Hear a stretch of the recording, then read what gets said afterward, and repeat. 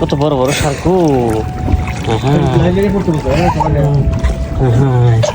Shark দেখো, বড় বড় শার্ক। নাম থেকে এত থাকতে পারে, দেখা যায় সুন্দর। মালদ্বীপের ভিউটা দেখেন। তো আমাদের মাপুসি আইল্যান্ড যাওয়ার জন্য আমরা ওয়েট করতেছি। এখান থেকে আমরা পিসবোটে কিংবা ফেরিতে চলে যাবো আর কি। ভিউগুলো দেখেন, এখানে যে একটা বোট কিন্তু আসতেছে, দেখেন অবস্থা।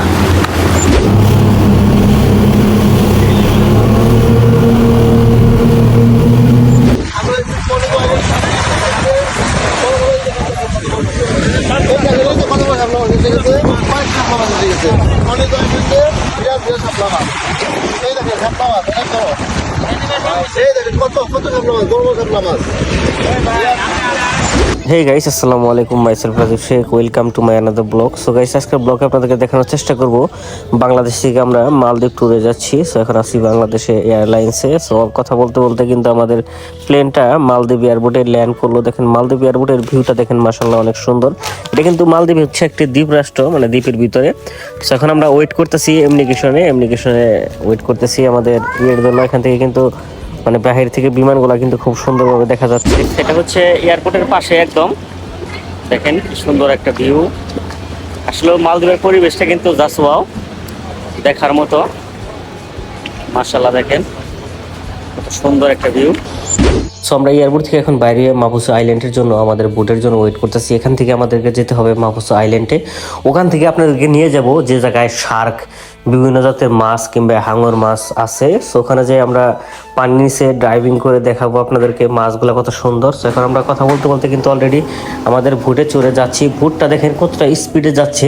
আমাদের বোটের পিছনের পানির ব্যাগটা দেখে আপনারা বুঝতে পারবেন এখান থেকে কিন্তু সাগরটাকে কত সুন্দর দেখা যাচ্ছে। মেঘ মনে হচ্ছে একদম সাগরে নেমে গিয়েছে। সো আমরা কথা বলতে বলতে অলমোস্ট চলে আসছি আমাদের হোটেলের কাছাকাছি। আমাদের হোটেলে এখান থেকে কিন্তু দেখেন আমাদের হোটেলগুলো কিন্তু দেখা যাচ্ছে মাপুসা আইল্যান্ড। এটাই হচ্ছে সেই বিখ্যাত মাপুসা আইল্যান্ড। এখান থেকে আমরা কিন্তু সবাই চলে যাব হাঙর মাছ দেখার জন্য, এবং বিভিন্ন জাতের যে তিমি মাছগুলো আছে বিভিন্ন রকম কালারের। সাগরের তলদেশে দেখেন, কথা বলতে বলতে কিন্তু অলরেডি সাগরের তলদেশে কিন্তু এখন চলে আসছি। এখন আমি সাগরের নিচে কিন্তু আছি। দেখেন নিচের ভিউটা দেখেন কতটা সুন্দর। মালদ্বীপ আসলেও দেখার মতো অনেক কিছু আছে।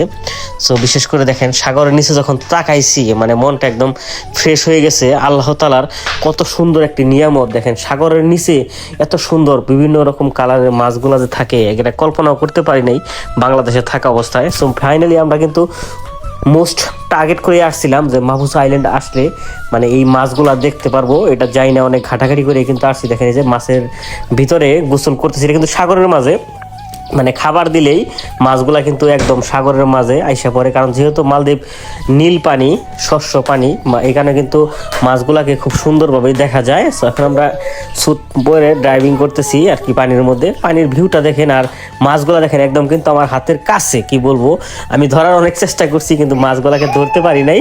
মাছগুলা আসলে বিশেষ করে মাছগুলা হলো ঠোঁটগুলো একটু লম্বা টাইপের, এই কারণে ধরতে পারি নাই, মানে ভয় পাইছি আর কি। এখানে কিন্তু বিশাল বড় বড় তিমি মাছ আছে। এখন আপনাদেরকে নিয়ে যাবো আমি একটু গভীরে, যেখানে তিমি মাছ আছে। আর দেখেন পানির নিচে কত সুন্দর সুন্দর এগুলা, কিন্তু আমি জানি না এটার নাম কি। কত সুন্দর সুন্দর মনে হচ্ছে যে এগুলা মানে কৃত্রিমভাবে তৈরি করে এখানে রেখেছে, কিন্তু তা না। কিন্তু এটা সাগরে কিন্তু ঢেউয়ে কিংবা পানির স্রোতের কারণে কিন্তু এগুলা জায়গায় জায়গায় রয়েছে। এখানে কিন্তু শস্য পানি একদম দেখেন কত সুন্দর মনে হচ্ছে। আমি এখন চলে আসছি একদম অ্যাকোয়ারিয়ামের ভিতরে। আমি জানি না এটা কি, মানে ডিমের মতো একটু জেল জেল টাইপের। আমি এটা উঁচা করে দেখছিলাম। সো এখন আমরা কথা বলতে বলতে চলে আসলাম। দেখেন যেখানে হাঙর মাছ আছে, মানে বিভিন্ন জাতের শার্ক। দেখেন এই যে শার্ককে মাছ খেতে দিয়েছে। আমাদের বোটের চারপাশে কিন্তু ঘোরাঘুরি করতেছে। অনেকেই নামছে, আমি ভয়ে নামি নাই, কারণ আমার হার্ট একটু দুর্বল। দেখেন এই যে রনি ভাই, আসিফ ভাই, জহুরুল সবাই কিন্তু মানে ওরা লাইফ জ্যাকেট পরে সাগরের তলদেশে চলে গেছে মাছ দেখার জন্য। আমি একটু ভয় পাইছি, এই কারণে নামি নাই, আমি উপরেই ছিলাম। সো ভিউয়ার্স, আমার এই আজকের ব্লগটা যদি আপনাদের কাছে ভালো লেগে থাকে, যারা আমার ফেসবুকে দেখতেছেন অবশ্যই আমার ফেসবুকটাকে ফলো দিয়ে রাখবেন। আর যারা আমার ইউটিউব চ্যানেল দেখতেছেন অবশ্যই আমার ইউটিউব চ্যানেলটাকে সাবস্ক্রাইব করে রাখবেন। আরেকটা জিনিস আপনাদেরকে দেখাই, সেটা হচ্ছে দেখেন এখানে কিন্তু মানে জীবিত শামুক আছে, মানে ঝিনুক, যেটা ঝিনুক বলে।